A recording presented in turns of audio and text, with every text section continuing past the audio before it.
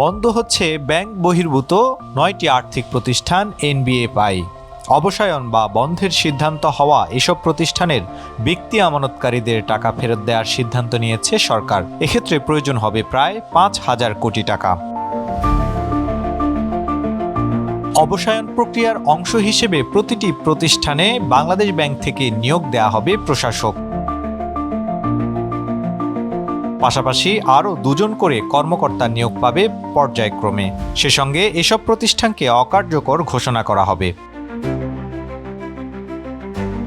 যে ৯টি আর্থিক প্রতিষ্ঠান বন্ধের চূড়ান্ত সিদ্ধান্ত হয়েছে সেগুলো হলো peoples leasing, international leasing, Bangladesh industrial finance company বা BIFC, FAS finance, Aviva finance, far east finance, GSP finance, prime finance ও প্রিমিয়ার লিজিং।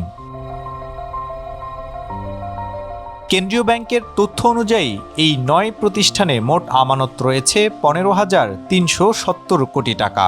এর মধ্যে ব্যক্তি আমানতকারীদের রয়েছে ৩,৫২৫ কোটি টাকা। সবচেয়ে বেশি আমানত আটকে আছে পিপলস লিজিং এ, প্রায় ১,৪০৫ কোটি টাকা।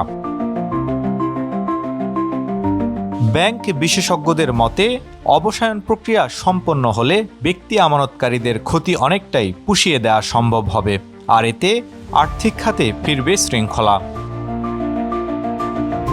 তারেক হোসেন, বাংলা নিউজ।